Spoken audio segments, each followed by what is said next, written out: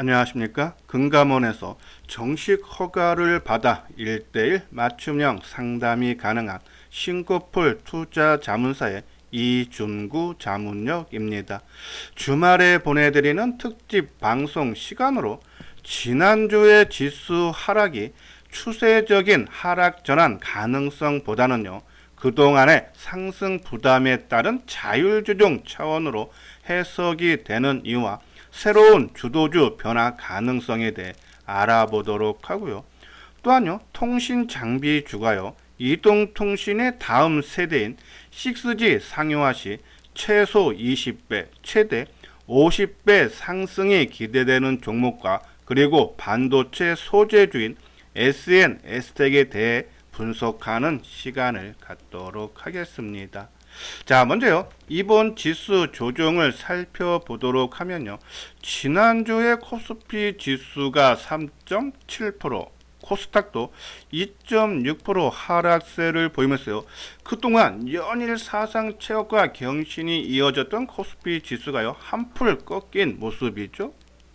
국내 증시뿐이 아니라 글로벌 주요 증시도 조정을 받았는데요. 나스닥 종합지수가 지난 한 주 동안에 3%, 일본도 4.2% 하락했고요. 대만 증시도 2%의 약세를 보였어요. 하지만 이러한 전체적인 하락이 추세적인 하락보다는 자율조정 차원으로 보아야 되는데, 그 첫 번째 이유는요, 최근 2년 동안의 지수 급락 이후에 빠른 회복세를 보여줬다는 얘기예요. 지난 8월 1일 날 코스피 지수가 3.8% 하락해서 3119포인트까지 빠졌지만은 회복세 4천 돌파됐죠. 지난 4월 7일 날 트럼프의 미중 관세 우려로 인해서 5.6% 약세를 보였지만은 4월 10날 6.6% 상승세를 보였죠. 작년 8월 달에도요, 8월 5일 날 8.8% 하락했지만은 8월 그 다음날 3.3% 회복하면서 꾸준한 회복력 그리고 돌파. 이런 추세가 이번에도 이어질 가능성이 높은 것이 이 자율조정 단기 조정에 그친 이유다라고 보시면 되고요. 자, 두 번째로 짧은 조정이 예상되는 이유는 아까 코스피보다 코스닥 지수의 하락폭이 적었다고 했어요. 전반적인 지수가 하락하면은 덜 오른 종목들이 더 크게 빠지게 돼 있습니다. 근데 이것이 코스피, 코스닥뿐이 아니라 올해 상승폭이 컸던 일본이 대만 증시보다 낙폭이 컸죠. 그 이유는 자율주종 차원이기 때문에 많이 오른 것이 좀 더 많이 빠졌다라고 보시면 돼요. 여기에 지난 주말에 나스닥 지수를 보면 좌측 상단이 나스닥 일본 모습인데요. 밑꼬리를 달아주면서 양봉으로 끝났다. 물론 약보합이지만 특히 의미 있는 지지선, 그죠?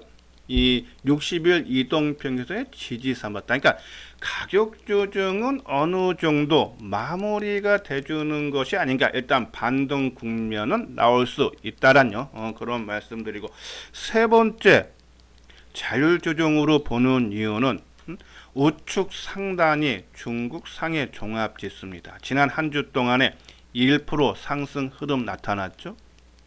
국내 증시는 오히려 중국 증시의 영향을 많이 받습니다. 근데 중국 증시가 안 빠지고 오히려 지난 한 주 동안 상승했다. 그죠? 그런 부분을 봤을 때 국내 코스피 지수 하락은 그렇게 길어지지 않을 것 같다라는 그런 말씀드려서, 그러기 때문에 오히려 이번 하락이요, 그동안의 상승 부담에 따른 완화로 인해서 새로운 주도주가 탄생할 가능성이 높게 보는데요. 한번 그 이유 살펴보죠. 자, 오른쪽이 코스피 지수의 일봉 모습입니다. 지난 4월서부터 6월 말까지 한 두 달 반에 거쳐서 37% 코스피 지수가 올랐죠. 이때 시장 주도주가 뭐였습니까? 조선, 방산, 원전이 지수 상승 주도했죠. 자, 8월 말에 한미 정상회담 이후에 지수가 3,100포인트에서 4,200까지 2달 반에 걸쳐서 37% 올랐어요. 이때 시장 주도주가 뭐였습니까? 반도체, 로봇이 주도했죠. 즉 주도주가 바뀌었다는 얘기예요. 그러면 이번 조정 이후에 지수가 안정세를 이루면은 새로운 주도주가 부각될 가능성이 높다. 이소장 증권 TV에서는 뭐 계속적으로 말씀드렸듯이 업종 대표주에서 중소형 성장주로 상승이 나타난다. 순환매가 가능하다라는 말씀드리죠. 저는 빠르면 11월 하순, 늦어도 12월 초순부터는 중소형주의 성장주들이 키 맞추기 차원의 한풀이 장세가 가능한데 그 상승 논리를 보면요. 첫 번째는 금리 인하에 따른 중소형 성장주가 부각이 될 걸로 보기 때문입니다. 두 번째는요. 주식 양도세 대주주 기준이 50억 원으로 유지하기로 했죠. 인하, 그러니까 이 높이를 강화시키려다가 유지하기로 했어요. 그래서 연말에 매도 압력이 약화될 수밖에 없다. 그렇기 때문에 중소형 성장주가 상승이 가능하다라고 보시면 되고요. 자, 세 번째 이유는요. 지금 실적 시즌이죠. 3분기. 이 다음 주에 15일까지 마무리가 됩니다. 그래서 실적 시즌 마무리가 되기 때문에 그동안에는 실적이 위에 있는 대형주가 시장 상승을 주도했다면 그것이 이제는 이슈와 수급의 영향으로 중소형주 상승 가능하다는 얘기입니다. 근데 이 11월 둘째 주는 좀 조심은 해야 돼요. 이제 실적이 마지막 주에 들어갔기 때문에 그동안 실적 발표 안 한 중소형 종목군들, 부진한 기업들이 더 많을 겁니다. 좋은 회사보다. 그러면 실적 부진 이유로 해서 마지막으로 한 번 더 뺄 수 있기 때문에 이번 주 중소형 종목, 실적 이미 발표한 종목은 괜찮습니다. 근데 발표 아직 안 한 종목군들은 조금 경계를 해달라는 그런 말씀드리고, 그리고 중소형 성장주 상승 논리 중에서 가장 중요한 포인트가 바로 네 번째인데요. 정부의 벤처 코스닥 시장 활성화 정책 기대감입니다. 정부가 12월 초순에 150조 원 규모의 국민성장 펀드를 출범시킬 예정으로서요.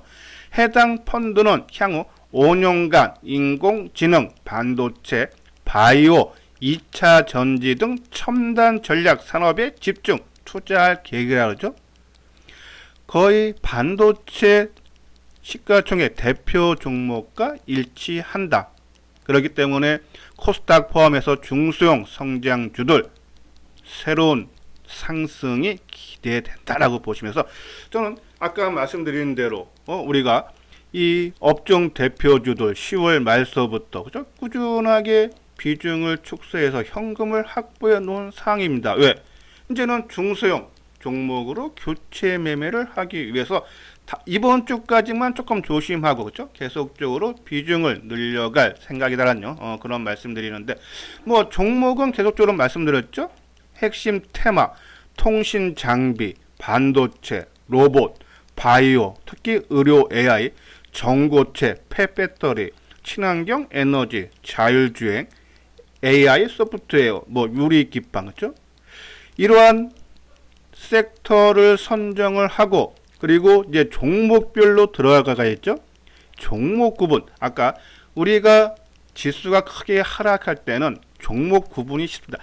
크게 올라갈 때는 다 같이 올라가기 때문에 종목이 진짜 센 거를 구분하기 힘들어요. 근데 지수 하락 때는 오히려 센 종목과 약한 종목 구분이 확 차이 나기 때문에 종목 선택의 폭이 넓다라는 그런 말씀드리는데 옥석 구분 어떻게 하느냐? 항상 시장 주도주로 접근을 해야 됩니다. 지수 대비 덜 빠지려 하고 지수가 반등 시에는 더 빠른 회복력을 보이는 종목이 시장의 주도주로 부각될 가능성이 높고요.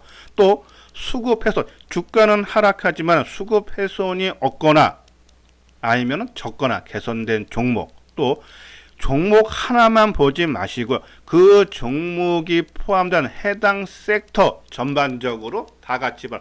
섹터가 다 같이 움직이면은 그 종목은 멀리 갈 수 있다는 점에서 이러한 기준을 잡고 아까 말씀드린 섹터 내에서 종목을 설정을 해 달라란 그런 말씀드려요. 자, 요 아래 우측 하단에 보면은 싱크풀 투자 자문사는 금감원에서 정식 허가를 받았다 그랬죠. 그래서 1대1 맞춤형 상담이 가능해. 거기에 따른 정보 제공도 지금 해드리고 있으니까요.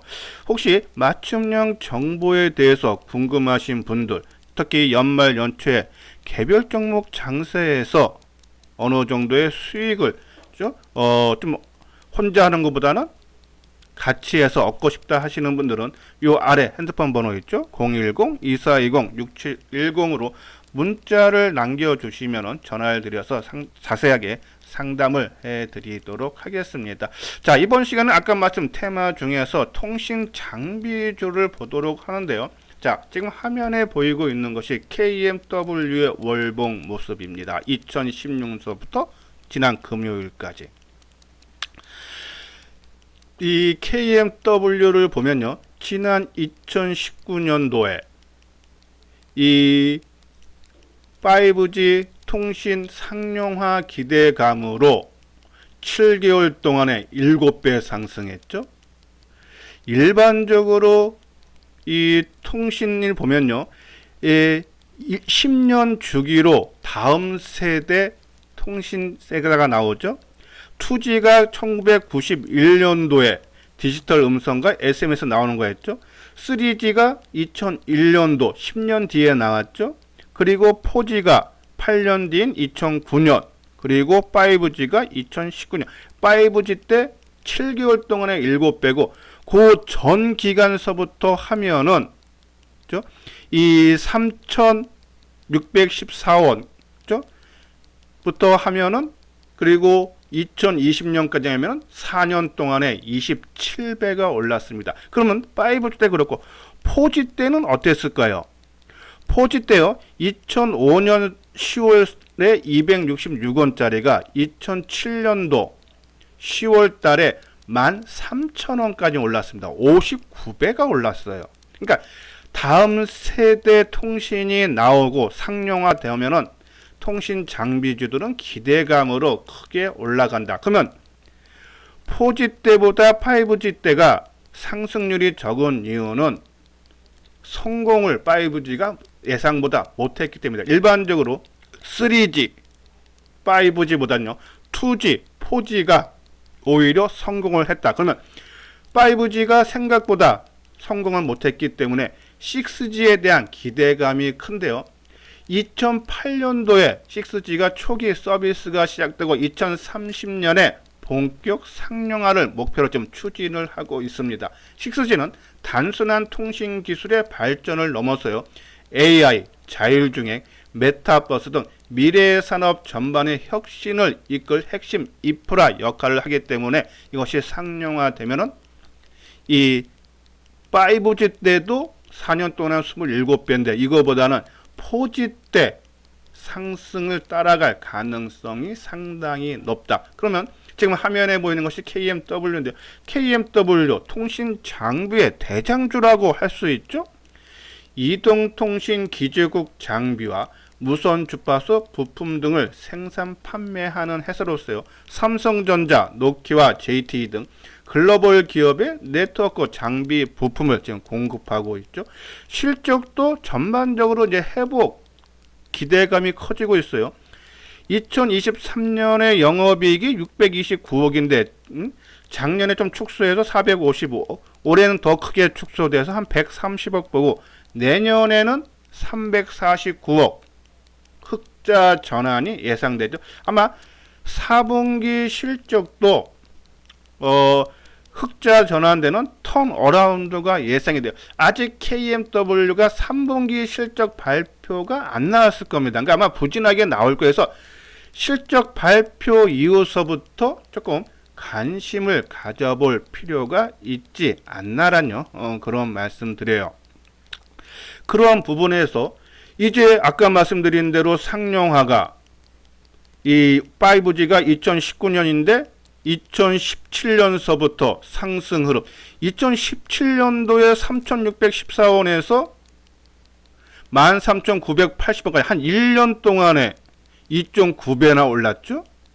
전체로 따지면 아까 말씀드린 대로 27배 4년 동안 올랐고요. 그렇죠? 그러면은 뭐 2018년도에 초기 서비스하고 2030년도에 본격 상용화가 된다면 과거의 주가를 봤을 때 2, 3년 서서부터 서서히 움직이기 시작했다. 그럼 내년이 2026년입니다. 그렇죠? 그러면 26년서부터 움직일 가능성이 상당히 높다. 월봉상으로 봐도 89,500원대에서 크게 하락했죠? 만원대까지 이탈했다가 이제 15,000원대입니다. 아직 올라갈 폭이 많이 남았다는 얘기예요. 그렇죠?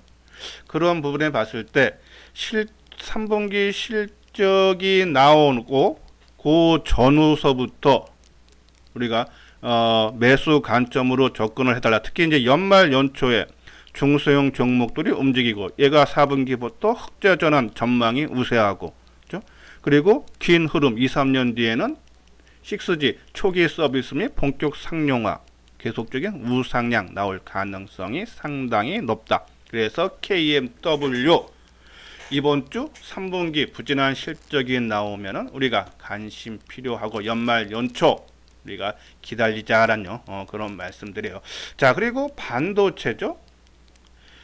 뭐 SK 하이닉스, 삼성전자 많이 올랐습니다. 그래서 최근에 조정을 받고 있죠. 외국인 기관들 매도가 나오고 있습니다. 하지만 반도체가 탄탄한 실적, 우리가 지난주에도 말씀드렸죠. 삼성전자 내년의 영업이익 전망치가 평균치가 75조 7천억.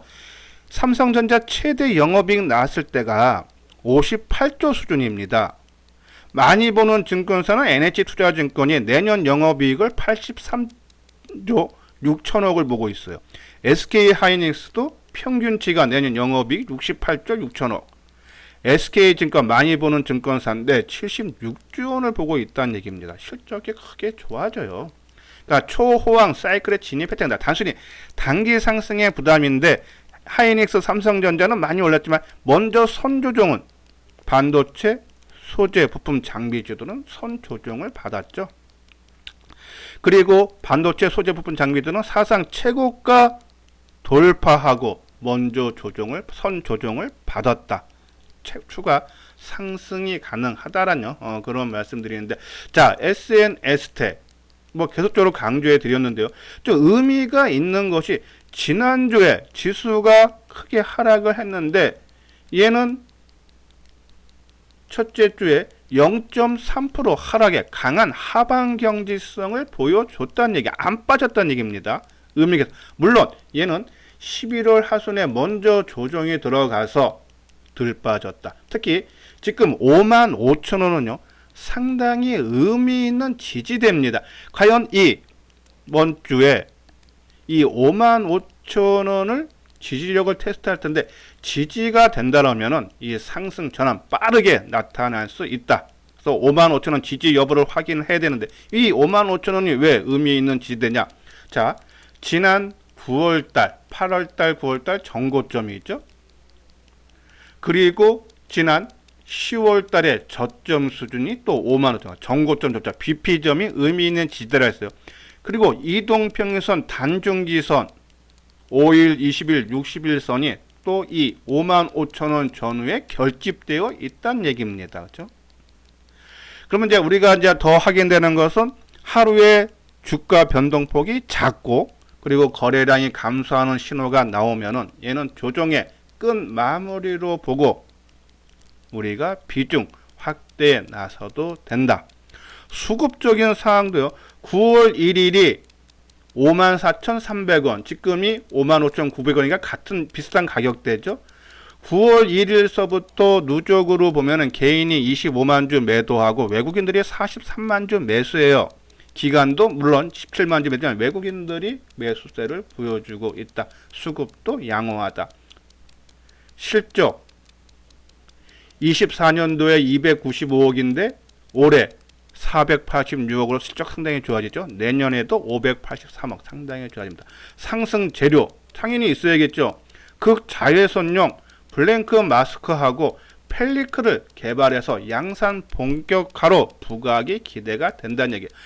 EUV 극자외선은요, 미세화 공정 기술 전환으로 인해서 하이엔드 블랭크 마스크의 수요가 크게 증가하는데 기존 DUV보다 한 10배 이상의 높은 평균 가격이 예상이 된다는 얘기예요. 그죠? 그러니까 고가 제품이 앞으로 더 많이 팔리면 당연히 실적이 좋아질 수밖에 없다. 그래서 SNS닥은 반도체 소재 부품 장비주의 주도주로 부각이 가능한데요. 자, 그거는 벌써부터 표출이 됐죠. 다른 반도체 소재 부품 장비주들 올해 저점 찍고 올라왔지만 얘는 작년 11월에 가장 빠르게 저점 찍고 또 올해 고점까지 210% 높은 상승률 보였고 실적 좋고 그렇죠? 주도주로서의 가출 조건들을 다 갖고 있다. 그러한 부분에서 지금 충분한 조정 거쳐서 새로운 상승, 역사적 고점 가서 한번 쉬는 것 뿐이지 이제는 이게 돌파가 되면 크게 간다. 우리가 지난주 방송에서 말씀드렸어요. 지금 얘가 1차, 2차, 3차 큰 흐름으로 3차 상승인데 1차, 2차 때 최소 5배에서 10배 올랐다 그랬죠.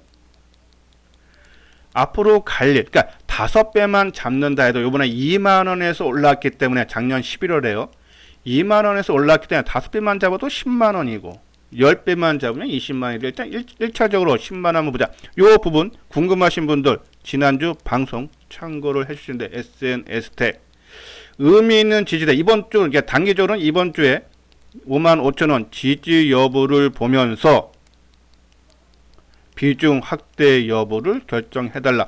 늦어도 중수용 종목군들 저는 빠르면은 이 11월 하순 늦어도 12월 초순서부터는 본격적인 상승해서 지금 일부 현금을 확보해 놓은 상황이기 때문에 이제 좀 여유있게 지수가 좀 빠진다 해도 종목이 동반적인 하락세를 보인다 해도 우리는 일부 현금을 마련하고 이제는 매도 타이밍을 고민하는 것이 아니라 이제 저점을 봐서 싸게 살 생각을 하고 있습니다. 그러니까 현금이 없는 분들은 지수가 빠지면 불안합니다. 이제 막 매도를 생각합니다. 빠지면 빠질수록 또. 근데 우리 회원분들은 이미 현금을 마련을 했기 때문에 이제는 매도 고민하는 것이 아니라 매수를 언제 진입을 하느냐, 그렇죠? 그거를 고민한다. 그렇죠? 그 부분 꼭 참고를 해서 중소형 종목군 그래서 지금 대형주 쪽에서는 비중이 컸던 부분을 뭐 한 3, 40%까지 낮추고